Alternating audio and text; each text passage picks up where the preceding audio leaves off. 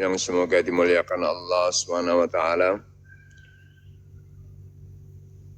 Pertama, kita selalu mengingatkan diri kita sendiri untuk memperbanyak rasa syukur kita kepada Allah Subhanahu wa taala, di mana kita ini termasuk hamba-hamba yang dipilih, diberikan nikmat yang banyak di antara sekian hamba-hamba Allah Subhanahu wa taala.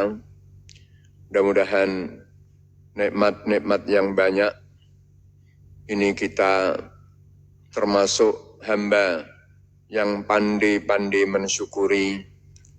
Nikmat yang termahal adalah kenikmatan keistiqomahan kita di dalam beribadah kepada Allah Subhanahu wa taala, di dalam mengamalkan perintah-perintah Allah Subhanahu wa taala.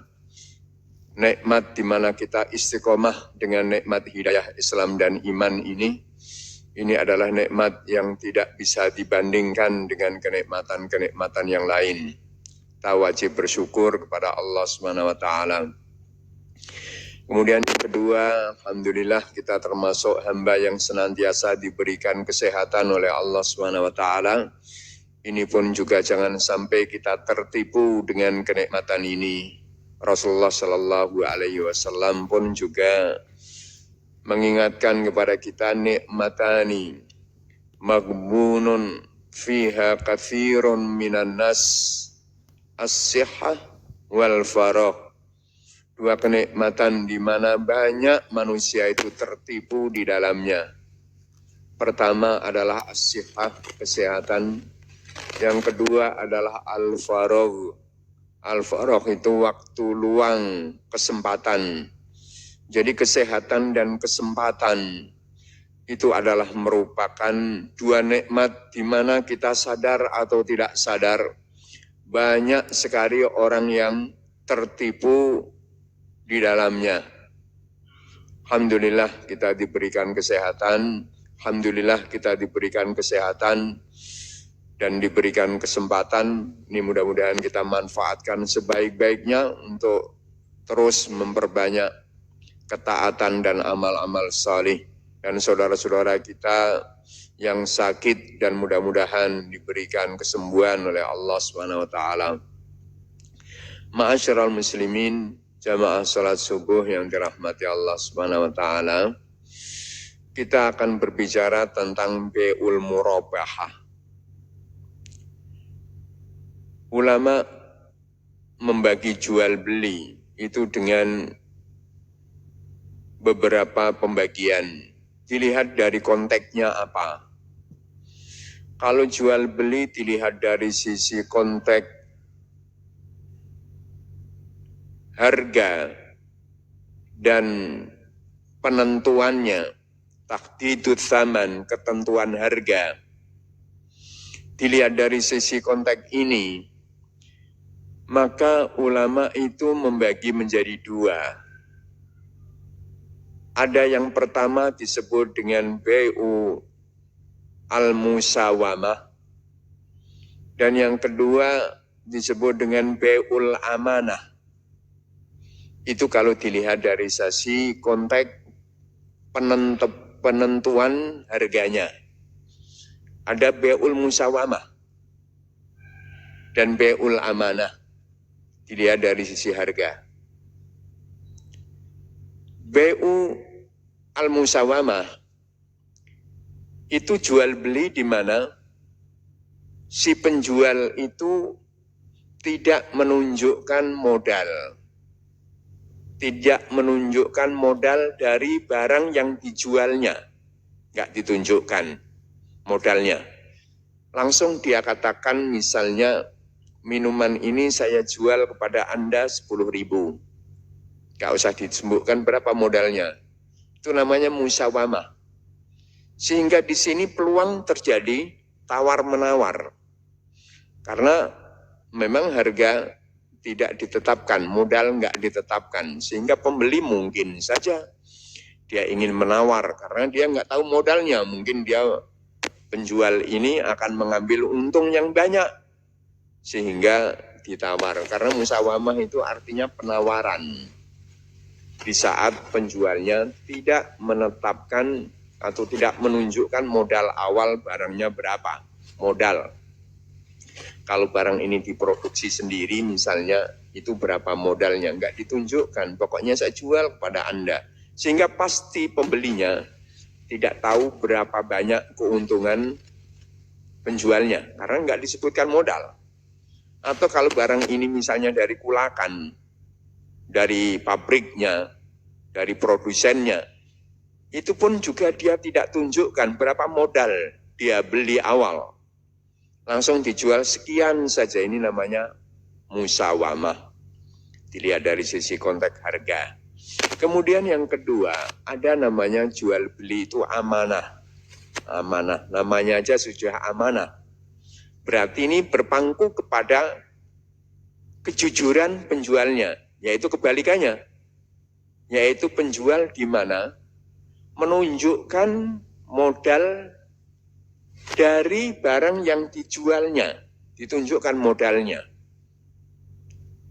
Barang ini modalnya habis 7.000, saya jual kepada Anda 10.000. Nah, ini sudah ditunjukkan modalnya, makanya namanya amanah. Karena ini berpangku kepada kejujuran penjualnya. Bisa saja penjualnya ini bohong, modalnya 5.000 tapi dibilang 7.000. Nah, makanya diberi nama amanah. Karena si penjual ini menunjukkan modal awal daripada barang yang diproduksi sendiri atau yang dibeli dari produsennya. Itu namanya BU al-amanah. Nah, ulama membagi lagi. Be'ul amanah ini menjadi 3 bagian. Nah, nanti kita ketemu dengan jual beli murabahah ini yang akan kita bicarakan. Be'ul amanah ini dibagi 3 macam. Yang pertama itu disebut dengan be'u al-wadi'ah. Al-wadi'ah dari kata wado'a. Wado'a itu meletakkan. Jadi si penjual ini menjual barang dagangannya kepada pembeli dengan harga di bawah modal. Saya beli 7.000, saya produksi sendiri modalnya aja habis 7.000. Saya jual kepada Anda 5.000 aja. Nah, ini harga penjualan di bawah modal. Itu namanya wadi'ah. Ini pun juga hukumnya boleh. Kan harga itu enggak ada patokannya. Yang terpenting penjual mau dan pembeli mau. Jadi enggak ada patokan. Mungkin saja si penjual itu menjual barang dagangannya di bawah modal, mungkin saja. Karena untungnya sudah banyak. Sudah di gudang dicuci aja, cuci gudang. Karena untungnya sudah sekian banyak. Atau dia jualan mulai pagi sampai sore. Kemudian tinggal hanya cuma 5 buah biji barang dagangan aja, 5 biji saja. Kelamaan menunggu, sekalian habis. Sementara untungnya udah banyak, udah dibawa modal juga boleh. Namanya be'ul wadi'ah. Jadi penjualan barang dengan harga di bawah modal. Karena harga itu enggak ada ketetapan. Karena Allah berfirman, ya ayyuhalladzina amanu la ta'kulu amwalakum bainakum bil batili illa an takuna tijaratan an taradim minkum. Tarodi itu kan kalau dalam ilmu shorof namanya al-musyarakah bainasnaini. Jadi saling ridho, kedua-duanya saling ridho. Harganya ridho, sama-sama ridho, seberapapun saja. Yang terpenting tidak ada unsur penipuan. Kecuali kalau ridho ditipu dulu. Barang ini sudah langka, nggak ada lagi. Yang terbaik, ini kualitas nomor 1. Ternyata tidak, harganya tinggi. Nah, ini lain lagi. Jadi kalau misalnya harga itu memang tidak ada ketetapan, maka suatu saat Rasulullah itu diminta oleh salah seorang sahabat dalam hadis yang sahih, ya Rasulullah, Wala as-si'ru, wahai Rasulullah, harga barang ini sudah mulai merangkak naik, wahai Rasulullah. Fasair lana, maka tetapkanlah harga barang-barang itu, wahai Rasulullah, lana untuk kepentingan kami para sahabat. Kemudian Rasulullah Shallallahu Alaihi Wasallam menjawabnya, Innallaha al-musa'irul qabidul basitu. Dalam hadis yang panjang, tapi inilah sepenggal yang ada kaitannya dengan apa yang kita bicarakan. Allah lah, wahai sahabatku, yang menetapkan harga. Saya ini enggak berhak menetapkan harga. Allah yang menetapkan. Allah kan berfirman, kalau harta dagangan itu ya kembali kepada persetujuan. Loh, kalau sudah Anda setuju dengan harga ini dan harga itu, ya sudah. Itulah ketetapan Allah. Saya enggak berhak untuk menetapkan. Allah Al-Qabid, Allah yang membuat rezeki itu sempit kepada hambanya. Dan Allah pun juga yang membuat rezeki hamba itu longgar. Bukan saya. Nah, ini ketika diminta, kecuali kalau di sana ada unsur kedoliman. Jadi melambungnya harga itu karena unsur kedoliman, karena memang pedagang-pedagang itu ada kesepakatan bersama untuk menimbun barang dagangan, sehingga langka di pasaran, sehingga nanti ketika sudah naik ini, ketika sudah langka baru dijual. Nah, ini punya peran pemerintah untuk menetapkan, karena kan dalam sebuah aturan, tasarrufu al-imami manutun bimaslahati ra'iyatihi. Jadi pemimpin itu berhak untuk mengatur urusan kepentingan-kepentingan masyarakatnya. Itu kalau sudah ada unsur kedoliman, kalau nggak ada ya bebas. Ini yang pertama. Jadi jual beli amanah ada yang namanya wadi'ah, dibawa modal. Kemudian yang kedua ada penjualan itu sama dengan modal. Modal 7.000 dijual 7.000. Modal 10.000 dijual 10.000. Modal 15.000 dijual 15.000. Jadi tidak untung, tidak rugi. Ini barang modalnya sekian. Saya beli harga sekian, saya produksi, pun bahan mentahnya ini menghabiskan sekian. Saya jual kepada Anda dengan harga sekian. Kalau kepada orang lain, saya lebihkan, tapi saya kan kepada Anda, sahabat saya, tetangga saya jual. Boleh ini pun juga namanya tauliyah. Yang pertama wadi'ah. Kemudian yang akan kita bicarakan di sini, yaitu al-murabahah. Al-murabahah ini artinya, al-murabahah dari kata-kata ribhun. Ribhun itu artinya kan untung. Berarti si penjual ini menjual barang dagangannya di atas modal. Dia katakan ini modalnya 10.000, saya jual kepada Anda 15.000. Jadi jelas pembeli pasti tahu keuntungan berapa. Itu kalau jual beli amanah. Nah, ini namanya murabahah. Nah, kita akan membicarakan tentang jual beli murabahah.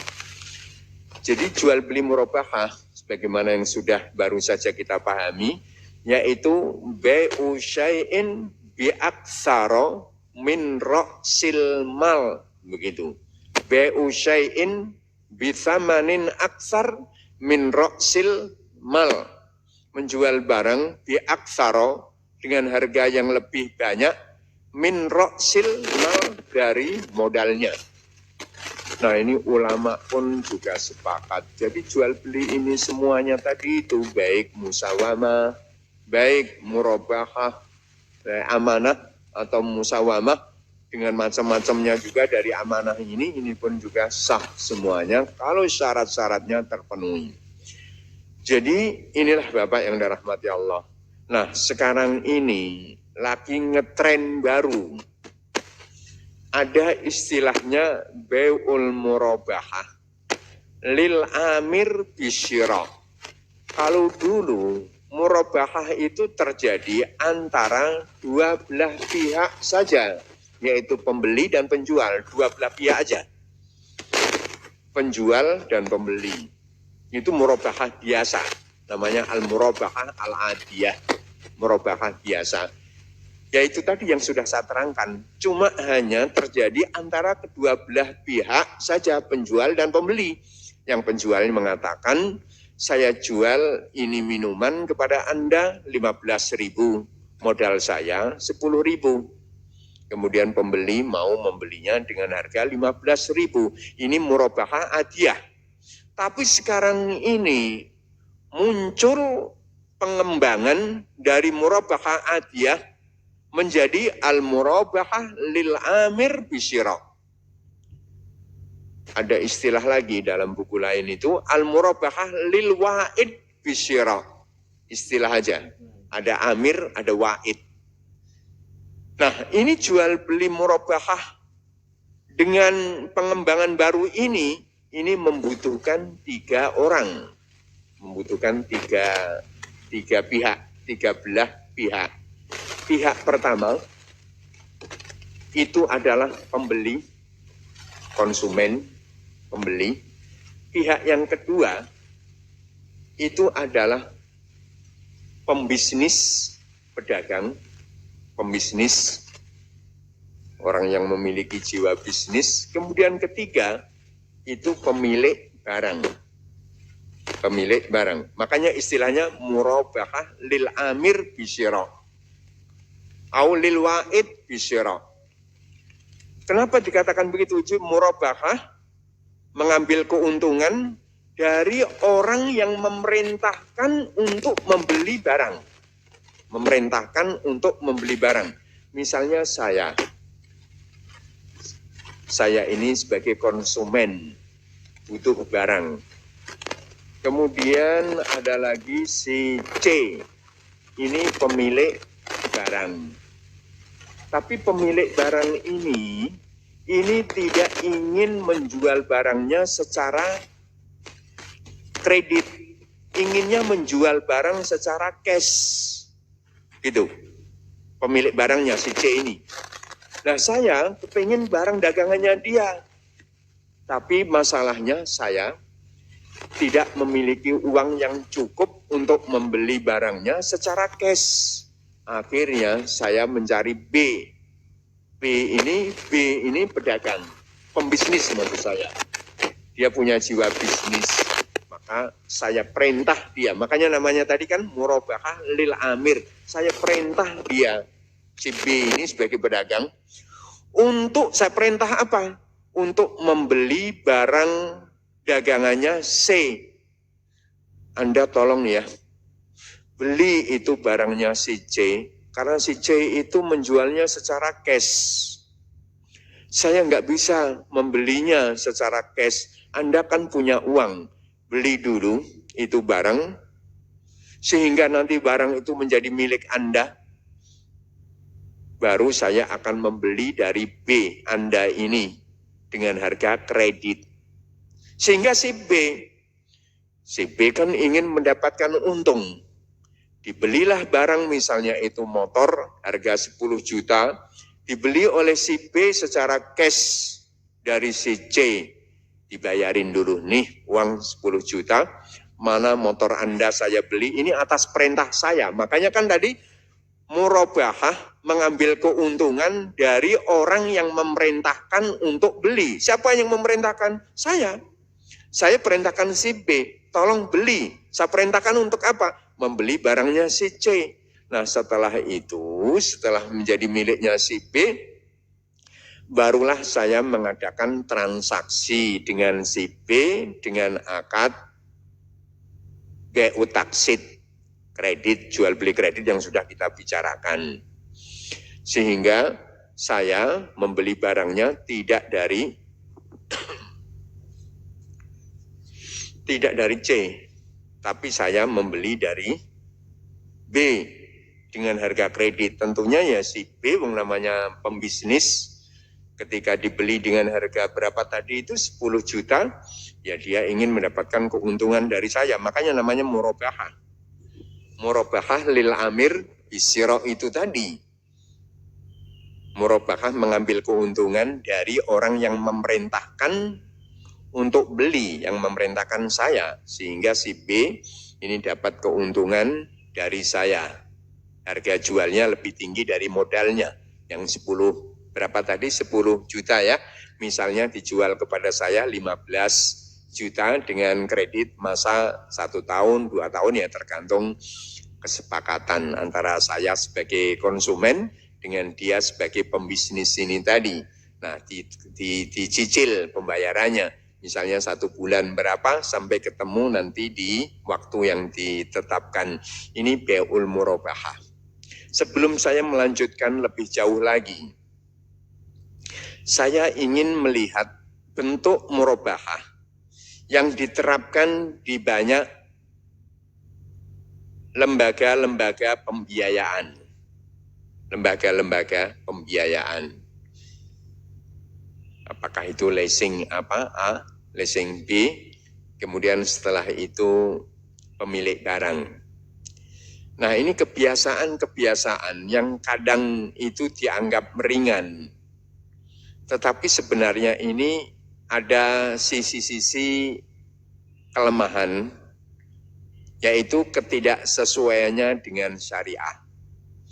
Misalnya saya sebagai konsumen, ini yang berlaku di antara sebagian lembaga pembiayaan ya, entah apa namanya, apakah leasing A, leasing B, leasing syariah, leasing konvensional, tanpa melihat itu semuanya, tapi yang terpenting kan prakteknya. Kadang-kadang menggunakan nama syariah, tapi enggak syariah. Kadang-kadang dia enggak syariah, tapi mau diajak untuk bersyariah. Tapi lembaganya konvensional, tergantung kan kita ajak dengan bentuk apa, kan enggak mesti.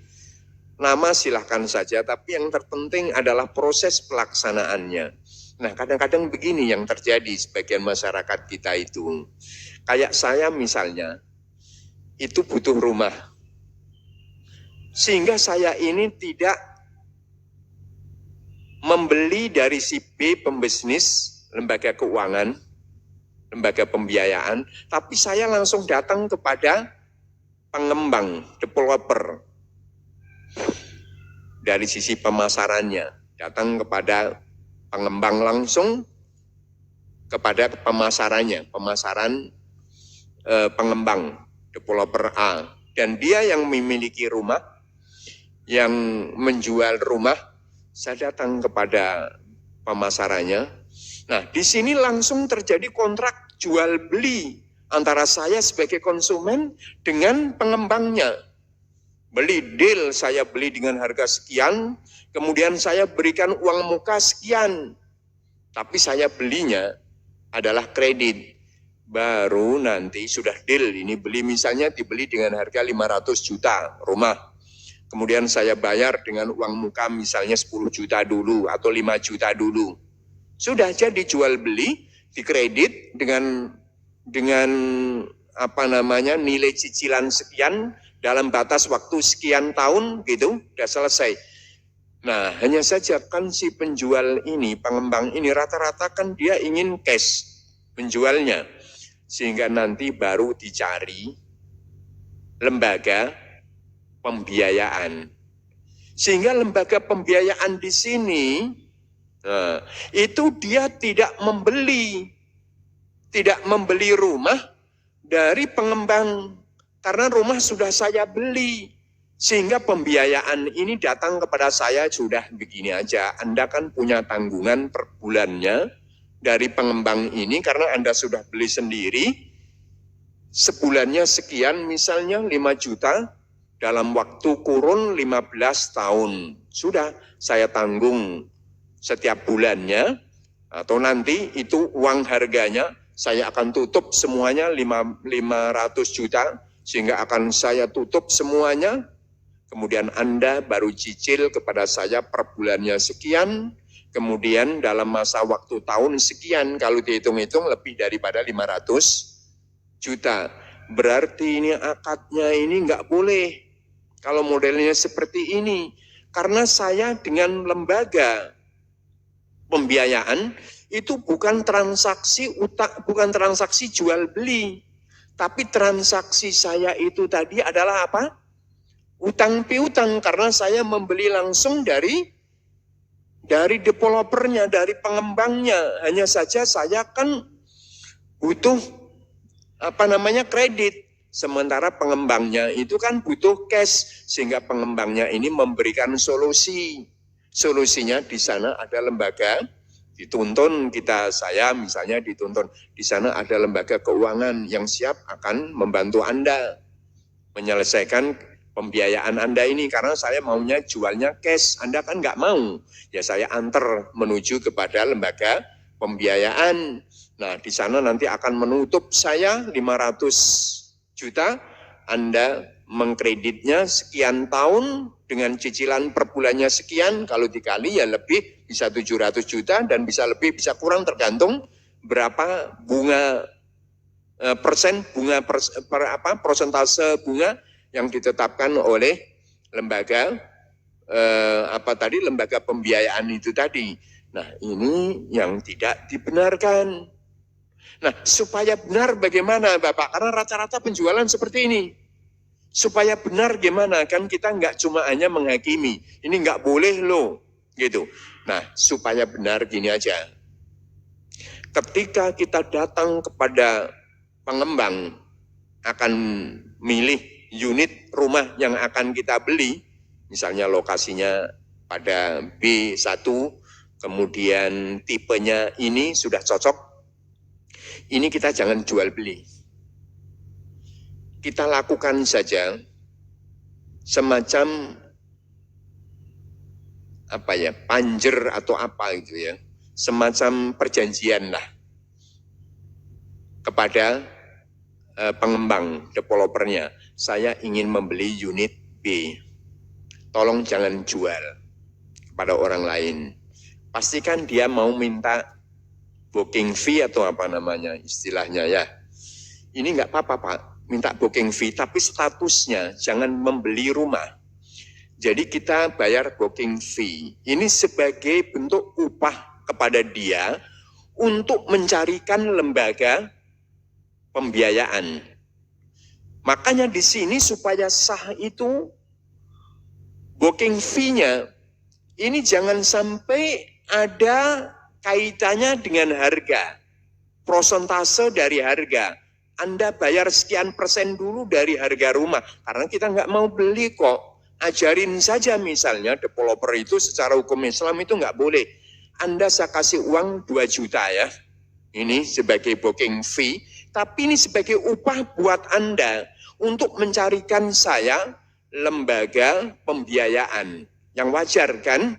Dia dikasih 1 juta atau 2 juta, wajarnya berapa ya? Dia akan membantu kita untuk proses menjual rumah ini. Jadi dia sebagai wakil saya sebagai konsumen untuk mencarikan lembaga pembiayaan. Makanya pantasnya kalau 1 juta ya 1 juta aja, jangan sampai ambil 2 juta. Karena dia di sini kan nanti tenaga kerjanya dari pengembang kan punya dia lembaga pemasarannya. Nah, lembaga pemasaran kan digaji oleh pengembang. Nah, dia kan nanti akan menghubungi bank. Pergilah dia ke bank, tolong ini ada konsumen saya yang mau beli, tolong ya dilayani. Anda nanti membeli dari saya, kemudian setelah itu Anda menjual kepada saya. Nah, ini kan wajar riwa-riwinya bahasanya. Dia kan membutuhkan tenaga ini, tim pemasaran daripada pengembang. Pergi ke bank sana. Nah, pantasnya itu dibayar berapa? Jadi ini tidak ada kaitannya dengan harga. Sehingga booking fee itu tadi tidak dijadikan sebagai DP dari pembelian rumah yang dia jual, tetapi sebagai upah dia untuk mencarikan lembaga pembiayaan. Nah, namanya upah ya harus kaitannya sama batas layak. Upah itu kan nggak ada ketetapan. Batas layak upah kalau orang itu membantu kita untuk proses pembelian, karena dia juga riwa-riwi ke bank untuk membawa persyaratan-persyaratan yang dimiliki oleh konsumen, kan ada persyaratannya. Oh, gaji bulanannya sekian, ini sudah wajar dia bisa akan beli rumah.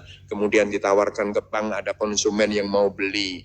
Nah, ini enggak apa-apa, karena ini adalah booking fee yang dibayarkan itu sebagai upah dia membantu untuk mencarikan lembaga pembiayaan. Nah, itu enggak apa-apa. Sehingga nanti setelah itu barulah proses jual beli ketika si pemasar developer tadi sudah mendapatkan bank syariah misalnya, atau lembaga keuangan pembiayaan syariah misalnya diajak. barulah bertiga menghadap kepada pengembang. Sehingga bertiga datang, yang membeli dulu itu adalah lembaga pembiayaan. Lembaga pembiayaan belilah dari pengembang. Nah, dibeli resmi sudah deal pengembangnya, baru setelah itu di depan sekarang sudah saya beli dengan harga sekian dan Anda siap untuk membeli dengan keuntungan margin sekian persen daripada harga ini. Dan Anda bayar dalam waktu 15 tahun per bulannya sekian. Nah, ini yang diperbolehkan seperti ini. Dan ini yang dilakukan setahu saya oleh Bank PTN. PTN bagus seperti ini yang dia lakukan. Yang lain saya nggak tahu. Nah, ini kan jelas saya sebagai konsumen, saya tidak membeli dari pengembang, tapi saya membeli dari bank. Bank ini menjual rumah, memang rumahnya dia yang sudah dibeli dari pengembang kan gitu. Namanya bank atau lembaga keuangan pembiayaan, ya wajar kalau ingin mendapatkan keuntungan. Nah, disinilah masing-masing itu saling diuntungkan. Kenapa saling diuntungkan? Karena si pengembang itu bisa menjalankan bisnisnya karena dia butuh uang cash terus kan untuk mengembangkan bisnisnya. Di sini misalnya di klaster ini sudah selesai, dia dapat uang cash sudah, kemudian dia buka klaster baru. Untung diuntungkan kan dari sisi jual beli murabahah ini. Jadi si pengembang diuntungkan bisa mengembangkan bisnisnya dan sah hukumnya. Kemudian si lembaga keuangan dia pun juga diuntungkan karena punya modal, kemudian dia tidak bisa terjun langsung, maka dia bisnis rumah aja. Dia beli dari rumah yang telah dibikin oleh pengembang, setelah itu dibelilah oleh konsumen. Saya pun juga diuntungkan. Yang jelas tadi lembaga pembiayaan, namanya ingin untung juga untung di sini dia. Tapi saya yang butuh rumah, nggak punya uang cash, saya pun juga diuntungkan. Yang semula saya tidak punya rumah, ngontrak terus misalnya, sehingga ketika saya membeli rumah dengan cara kredit, saya pun juga dapat rumah, karena beli cash nggak bisa. Dan pengembang inginnya pun juga cash, rata-rata seperti itu. Jadi tiga belah pihak ini adalah saling diuntungkan. Nah, inilah yang sesuai dengan aturan syariah. Tapi kan yang sering terjadi nggak begitu Pak ya, kadang-kadang si lembaga keuangan, lembaga pembiayaan itu kadang-kadang malah nggak tahu menahu pokoknya. Adakah dia itu beli atau enggak, langsung yang penting dikucurkan aja dana kepada penjual. Nggak tahu, nah ini uang untuk beli sendiri. Anda kan ingin membeli rumah, sudah beli sendiri saja itu rumah.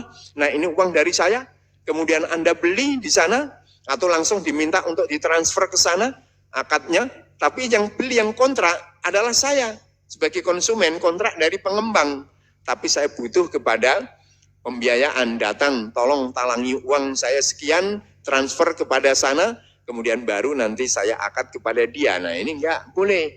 Mungkin muncul pertanyaan, lah kan hasilnya toh sama. Apa faedahnya si B harus beli segala? Yang penting kan dia mengeluarkan uang senilai harga rumah, misalnya kalau itu rumah yang dibeli. Yang terpenting kan sudah dia keluarkan uang seperti itu. Kemudian setelah itu pun juga akan dicicil oleh konsumen. Apakah dia beli dulu, apakah enggak. Yang terpenting kan sama-sama mengeluarkan uang yang senilai harga rumah, kalau itu yang beli rumah. Nanti baru dia mendapatkan keuntungan, persentase dari dana yang dikeluarkan. Kan sama aja. Apakah beli dulu, apakah langsung tidak usah beli. Pikiran kita kan begitu. Toh sama-sama saja ujungnya. Kenapa kok mesti harus beli dulu? Nah inilah dalam Islam itu begini. Kalau ternyata rumah yang kita beli itu nanti ke depan ada cacat, tidak sesuai dengan speknya, maka si penjual ini, namanya penjual, itu harus bertanggung jawab untuk membenahi dan memperbaiki rumah sesuai dengan spek yang ada. Sehingga kalau ada kerusakan, saya menuntutnya ini tidak kepada pengembang, kalau itu murabahah yang syariah, saya menuntutnya adalah kepada bank. Sehingga bank harus siap untuk memperbaiki rumah, karena saya belinya kepada bank. Sehingga saya menuntutnya kepada bank. Sehingga bank nanti menuntut kepada pengembang. Begitu prosesnya.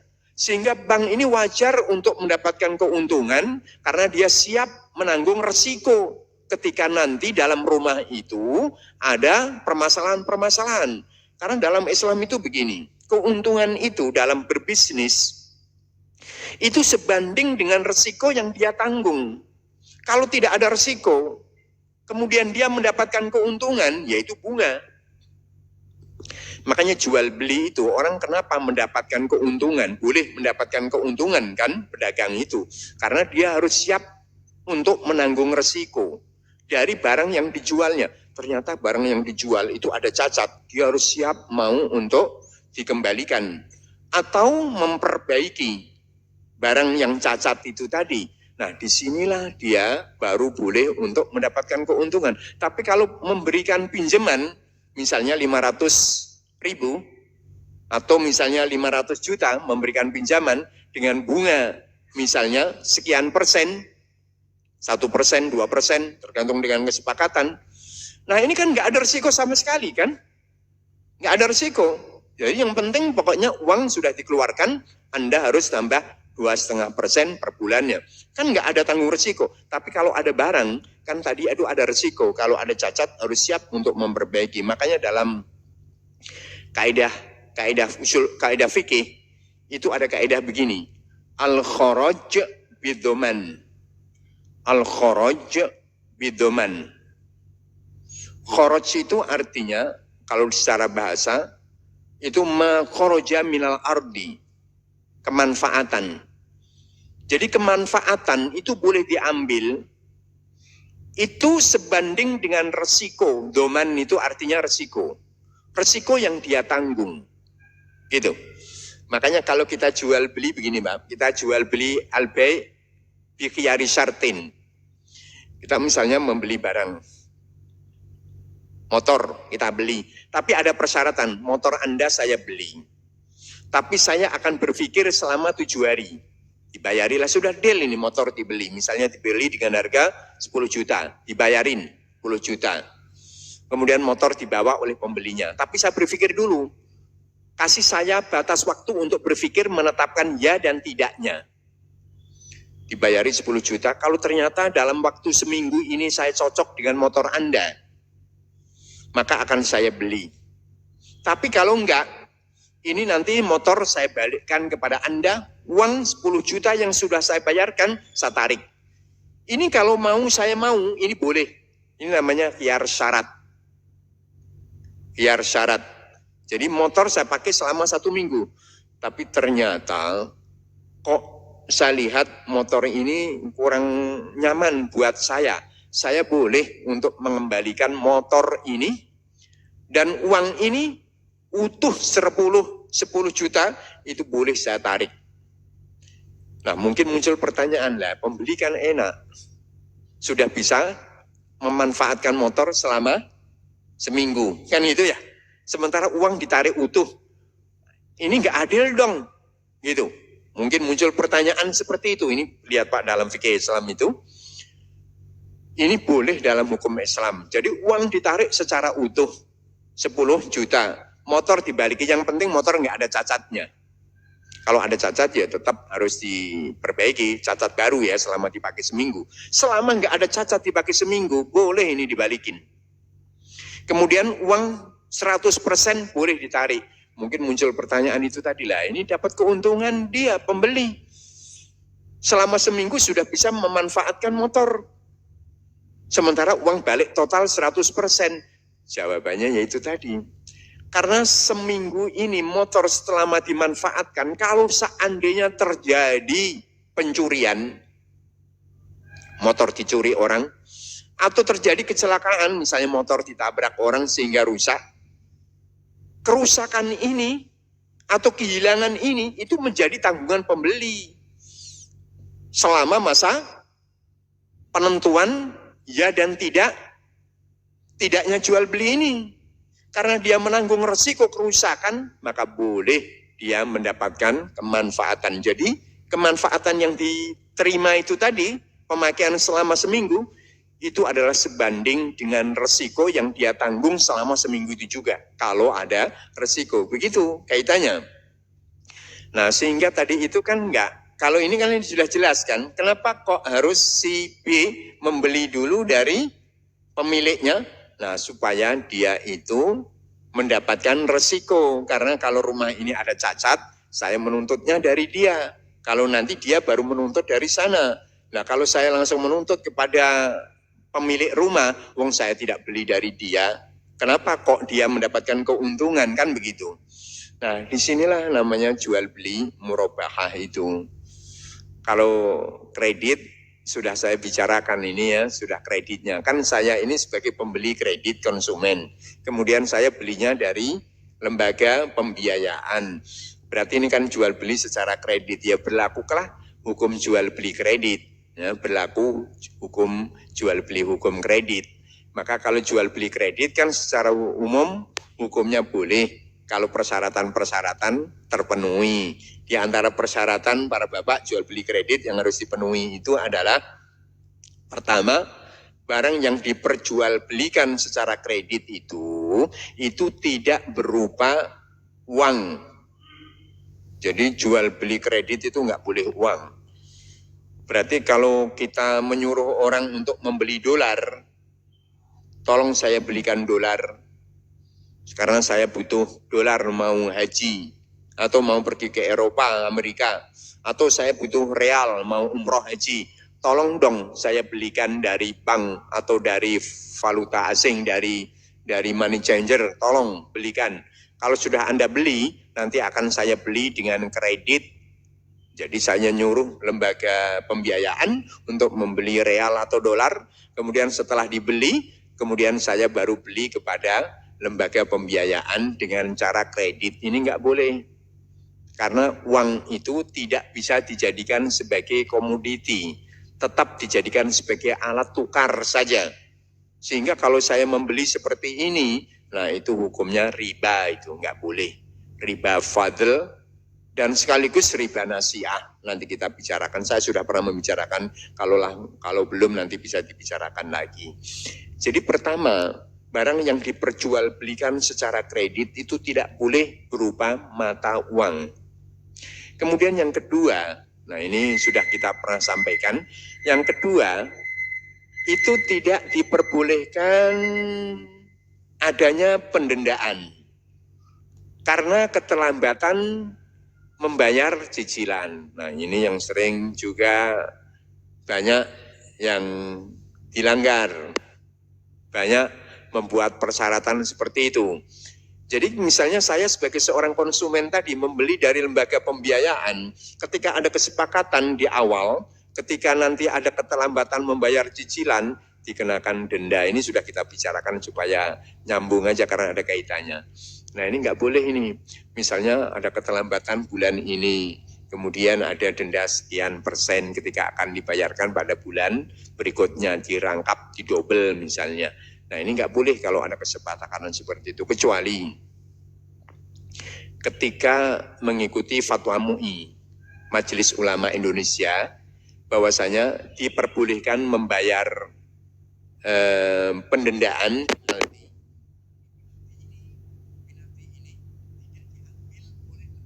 keuangannya, tidak diambil oleh lembaga keuangan untuk pribadinya, tapi dikumpulkanlah oleh lembaga keuangan, kemudian nanti dijadikan sebagai CSR-nya, dibagi-bagikan untuk maslahat umum, tidak masuk kepada akunnya lembaga keuangan. Sehingga ini cuma hanya untuk menutup kemungkinan terjadi kredit macet saja. Karena kalau nggak dibuat peraturan seperti ini, mungkin konsumen akan seenaknya membayar, memiliki kemampuan untuk membayar, tapi ditunda-tunda. Supaya tidak terjadi penundaan, akhirnya dibuatlah fatwa oleh MUI, boleh lembaga keuangan syariah mendenda, tapi dendanya dijadikan sebagai maslahah amah, dana sosial untuk kemaslahatan umum. Tujuannya supaya tidak terjadi kredit macet. Nah ini difatwakan oleh MUI, boleh seperti itu. Tapi kalau penalti-penalti ini diambil langsung oleh lembaga keuangan, nah berarti kan dia ngasih pinjem, kemudian ada kelebihan, berarti setiap kelebihan dari pinjaman itu disebut dengan riba. Nah ini persyaratannya yang kedua. Persyaratan ketiga ini yang juga terjadi kesalahan. Biasanya barang yang diperjualbelikan secara kredit itu langsung dijadikan jaminan. Jadi saat-saat terjadi iflas, kebangkrutan dari pembeli, sehingga nggak mampu membayar misalnya 3 bulan berturut-turut, itu langsung karena ini barang yang dijualnya dijadikan jaminan sekaligus, itu langsung ditarik oleh penjualnya lagi. Kalau dealer ya langsung menarik itu mobil, motor, kemudian dimiliki secara langsung oleh dealer atau motornya. Ini nggak boleh, yang benar itu adalah boleh ditarik, nggak apa-apa. Kemudian dilelang. Setelah dilelang, ini lakunya berapa? Misalnya kita beli motor kredit, 3 bulan, 4 bulan nggak kita cicil. Akhirnya datanglah debt collector misalnya, menarik. Setelah ditarik, kemudian dijual, dimiliki lagi oleh dealernya, ini haram hukumnya. Nggak apa-apa ditarik lagi. Nggak apa-apa ditarik lagi karena kita jadikan jaminan. Tetapi setelah dijual oleh dealer, itu dilihat berapa nilai penjualan, berapa harga penjualan. Kalau harga penjualannya ternyata misalnya laku 7 juta, sementara sisa cicilan tinggal hanya 5 juta, sisa cicilan tinggal hanya 5 juta. Kemudian setelah ditarik, motor laku 7 juta, maka yang 2 juta itu harus dibalikin kepada konsumennya. Nggak boleh dimiliki oleh dealer sebagai penjualnya. Nah ini boleh karena statusnya dijaga jaminan. Jaminan itu kan alat untuk menutup sisa hutang ketika tidak mampu dibayar kan gitu. Tapi kalau dimilikin semuanya, sementara sisa cicilannya tinggal 7 juta, tinggal 5 juta, sementara harga penjualan laku 7 juta, berarti kan ada sisa 2 juta. Berarti sisa juta ketika dimiliki, berarti ini kelebihan daripada hutang. Ada gambaran Pak ya? Nah itu sebenarnya. Nah ternyata Pegadaian Syariah itu seperti ini. Saya punya kawan, tetangga, sebagai pegawai di Pegadaian Syariah. Saya tanya, ketika memberikan pinjaman dengan adanya jaminan, itu kan kalau nggak mampu dilelang. Apakah ketika dilelang, kemudian hasil lelang itu ternyata kok misalnya lebih tinggi daripada sisa cicilan hutangnya, apakah dibalikin atau enggak? Katanya dibalikin. Nah ini sesuai dengan syariah, sesuai dengan Pegadaian yang syariah. Tapi di kita kan rata-rata enggak. Nah ini enggak diperbolehkan kalau caranya seperti itu. Sehingga dari sini berkembang bagaimana hukumnya ikut lelang, ikut lelang barang tarikan atau ini ya. Kan ada kadang-kadang kan barang dilelang. Apakah boleh kita itu ikut lelang dari barang yang tarikan dari barang-barang kredit itu? Ketika ditarik, kemudian dilelang, apakah boleh ataukah enggak? Ya jawabannya, yaitu tadi. Kalau ternyata barang-barang yang dilelang ini, hasil daripada harga penjualannya, itu seluruhnya diambil oleh pemiliknya, nggak dibalikin kepada, kalau kelebihannya nggak dibalikin kepada konsumen, ya ini nggak boleh kita ikut lelang. Karena termasuk tolong menolong dalam tolong menolong dalam hal yang dosa dan permusuhan. Wala ta'awanu 'alal itsmi wala udwan. Janganlah kalian tolong menolong dalam perbuatan dosa dan permusuhan. Ini hal yang dosa karena dia itu semestinya sisanya kelebihan daripada harga ini harus dibalikin, ternyata nggak dibalikin. Berarti kita mendukung barang yang dosa itu. Semestinya dinasehati, malah tidak dibantu.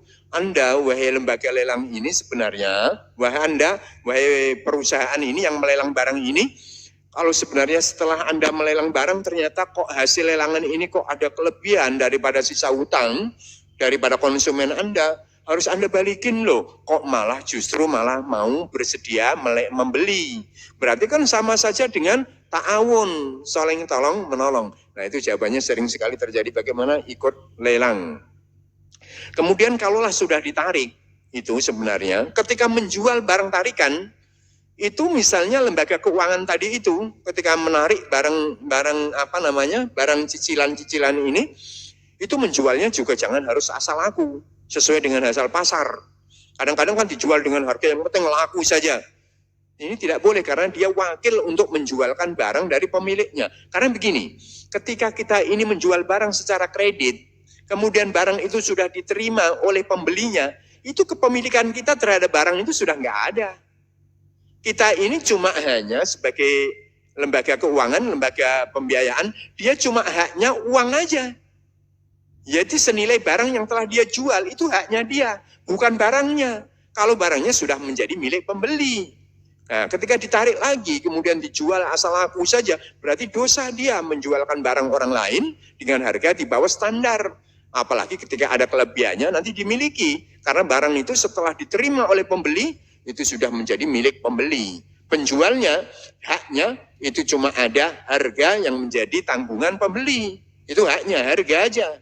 Nah, kalaulah dia tarik barang, berarti sekedar hanya untuk menutup sisa harga yang belum tertutupin itu saja. Tapi itu mungkin ya gambaran daripada murabahah. Kok saya melihat begini, ketika kita melihat celah-celah bai'ul murabahah yang kurang syar'i, ini sebenarnya membuka peluang buat kita murabahah yang betul-betul syariah. Itu enak itu, dagang itu. Jadi sehingga orang yang tahu akan syar'i itu larinya akan ke sini. Yang pertama, wah di sana kan banyak persyaratan yang nggak syariah. Saya takut nanti melanggar. Jadi yang pembeli sendiri itu sudah komitmen syariah, enak gitu. Seperti itu. Nah, sementara kita menyediakan lapangan buat mereka yang butuh secara syariah. Dia sendirinya sudah takut riba, sudah takut denda. Kemudian dia pun juga akan hati-hati ketika dia tidak akan memberikan yang terbaik gitu, sehingga kita mendapat peluang kesempatan kerja itu. Jadi kalau saya melihat di saat di mana orang itu berbuat tidak syariah, itu sebenarnya membuka peluang buat kita untuk bisnis itu, karena banyak orang yang paham di sana nggak pas, oh saya lari ke sini yang pas itu. Nah ini para bapak yang dirahmati Allah Subhanahu Wa Taala, mungkin ini yang bisa saya sampaikan. Masih pada waktu enggak untuk tanya jawab? Kalau ada kita buka waktu tanya jawab. Silakan, fadhal.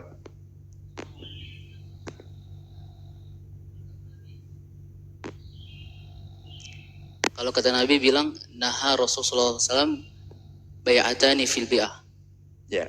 Nah itu yang dimaksud, yang dilarang sama Rasulullah dua harga itu seperti apa? Bagus sekali pertanyaan ini. Inilah hadis ini. Anahu sallallahu alaihi wasallam naha an bay'ataini fi bay'atin. Dalam sebuah riwayat, Anahu sallallahu alaihi wasallam naha an safqataini fi safqatin. Sama. Dua redaksi tapi maknanya sama. Ternyata hadis ini itu ditafsirkan oleh banyak ulama ahli hadis. Syekh Nasruddin Al-Albani itu menafsirkan hadis ini itu dengan jual beli kredit. Jual beli kredit itu harganya kan lebih daripada satu, Pak ya. Jual beli kredit kan kalau cash sekian, kalau kredit sekian. Berarti kan harganya lebih daripada satu. Sementara Rasulullah melarang menjual barang dengan dua harga yang ditetapkan dalam hadis ini. Berarti jual beli kredit termasuk jual beli yang dilarang dong oleh Rasulullah. Karena jual beli kredit itu dua harga lebih. Nah, kalau kreditnya cuma 2 kali berarti harganya sudah 2. Kalau kreditnya 3 kali cicilan berarti 3 harga. Kalau kreditnya adalah 10 kali berarti 10 harga. Apalagi kalau dikalikan sekian tahun. Berarti kreditnya ini sekian banyak harga, 2 saja itu dilarang oleh Rasulullah dalam hadis yang disebutkan oleh Ustadz kita tadi itu. Nah, an bai'ataini fi bai'atin, Rasulullah melarang menjual barang dengan 2 harga. Ini pemahaman Syekh Nasruddin Al-Albani sehingga beliau mengatakan jual beli kredit itu haram, nggak boleh karena dia lebih daripada 1 harga.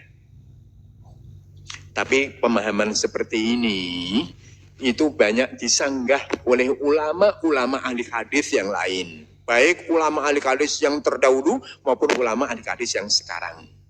Disanggah. Termasuk Syekh bin Baz menyanggah pemahaman Syekh Nasruddin Al-Albani. Ini satu umur nih, sama-sama ulama kontemporernya. Syekh Utsaimin menyanggahnya, apalagi kalau ulama-ulama terdahulu dari kalangan para sahabat. Bahkan penafsiran sahabat dari hadis itu tadi itu jual beli inah. Jadi Rasulullah menjual barang dengan dua harga, itu maksudnya jual beli inah. Jual beli inah itu seperti ini. Jual beli inah itu menjual ini. Saya jual kacamata ini dengan kredit. Misalnya harganya 1 juta kredit. Sudah saya jual kepada pembeli dengan harga 1 juta kredit.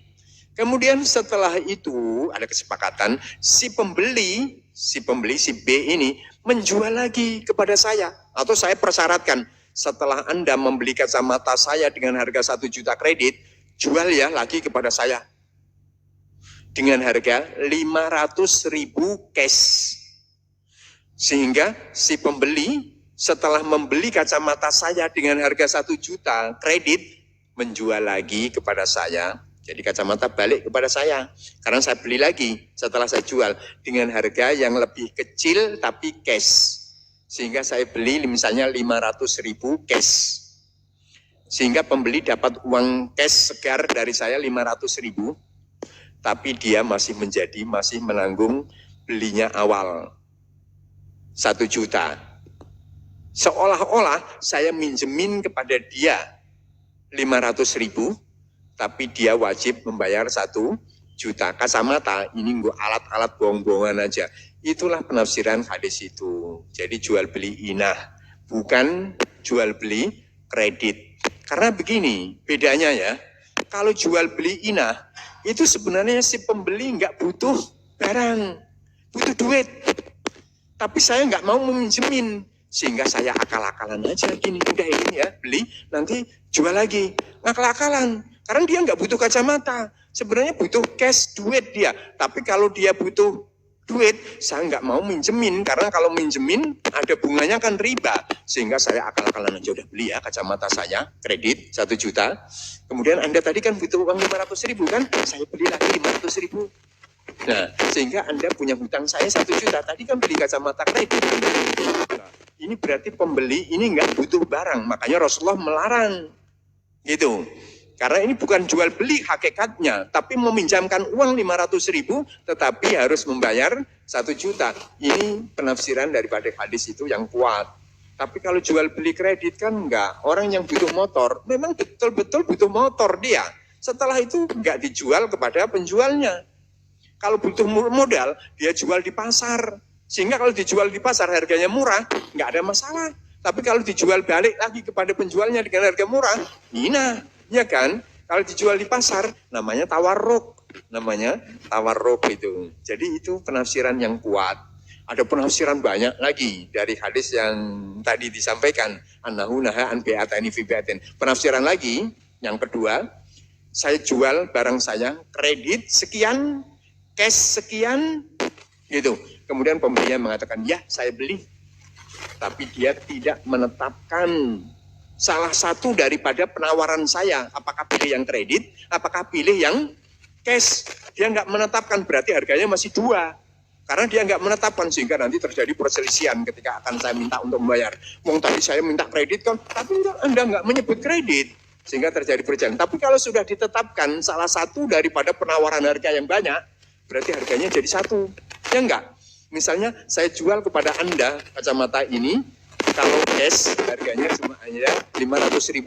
Kalau kredit Anda bayar 2 kali kreditan, berarti 1 juta.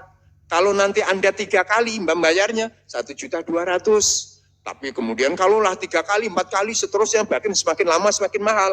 Kemudian pembelinya mengatakan, ya saya pilih harga cashnya aja. Kalau dia pilih menentukan salah satu dari harga penawaran, berarti harganya kan cuma 1, kan nggak masuk 2. Itu penafsiran yang kedua. Ada 4 penafsiran daripada hadis ini, tetapi jual beli kredit nggak masuk dalam penafsiran hadis tadi itu. Wallahu a'lam bishawab. Saya yakin masih banyak ya Pak ya. Ini saya jam 6 lebih sedikit ada acara. Saya silakan mungkin yang terakhir. Silakan langsung bareng aja. Khawatir ini masih ngambang permasalahan ini. Langsung Pak ya, dua-dua gantian. Ya, silakan yang bawa mic dulu. Assalamualaikum warahmatullahi wabarakatuh. Waalaikumsalam warahmatullahi wabarakatuh. Ustadz, kalau yang Ustadz sampaikan tadi yang memang untuk bank memang benar-benar syariah mungkin saat ini cukup susah, Ustaz. Ya. Kalau misalnya kita posisi sebagai pengembang, terus ada konsumen yang minta diarahkan ke kredit, kita termasuk dalam tahun atau bukan? Misalnya kita sambungkan beliau dengan banknya atau dengan bank syariah, atau sekedar kita ngasih kontak person atau menjelaskan skema pembayaran itu masuk dalam tahun atau bukan, Ustaz? Assalamualaikum warahmatullahi wabarakatuh. Waalaikumsalam warahmatullahi wabarakatuh. Baik sekali. Ya. Sekalian Bapak yang bertanya. Waalaikumsalam warahmatullahi wabarakatuh. Ustadz, tolong dijelaskan bagaimana kalau seandainya kita ini bekerja sama dengan peternak ya. Kemudian Bekerja sama dengan? peternak ayam. Ya. Kemudian kita support pakannya kita support dengan bagi hasil. Nah, ketika sudah waktunya dijual, itu ayamnya kita yang beli gitu loh. Bagaimana status hukumnya, Ustaz? Ya, terima kasih. Assalamualaikum warahmatullahi wabarakatuh. Waalaikumsalam warahmatullahi wabarakatuh. Jadi ada 2 pertanyaan Bapak tadi ya. Pengembang akan membantu proses pembelian dari konsumennya.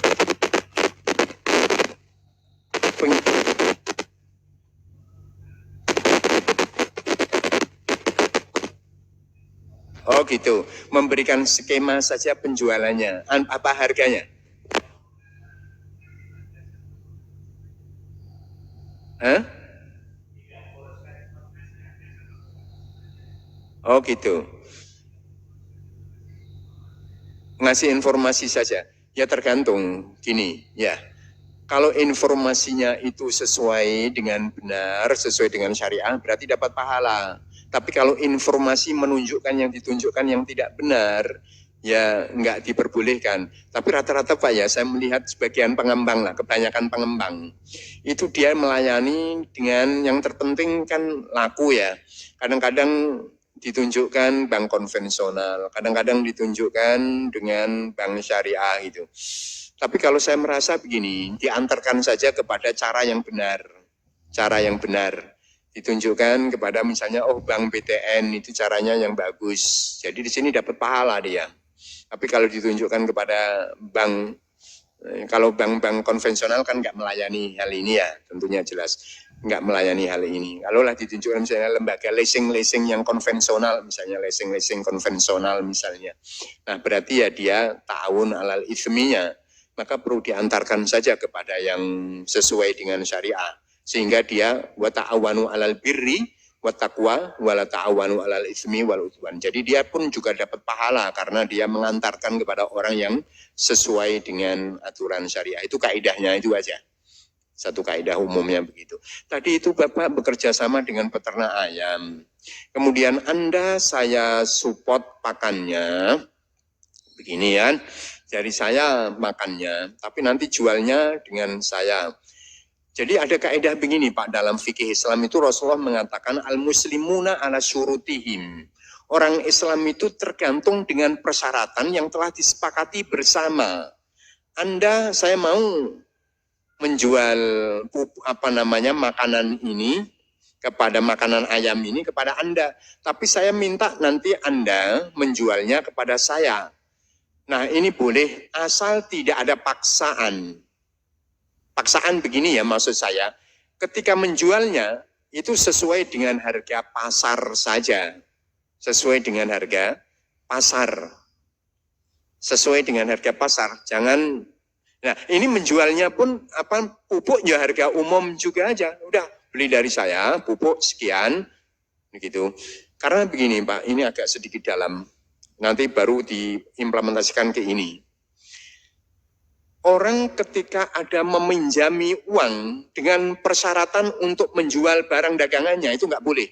Misalnya saya begini, Bapak saya pinjemin uang 100 juta Pak ya, tapi Bapak harus mau menjual mobil Bapak kepada saya dengan harga 100 juta juga.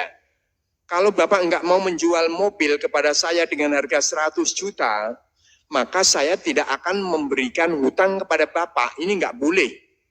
Nggak boleh itu. Kenapa? Karena mungkin saja harga mobil ini ketika dijual di pasar itu lebih daripada 100 juta. Tapi Bapak mau menjual dengan harga lebih rendah karena gara-gara Bapak mau mendapat hutang dari saya.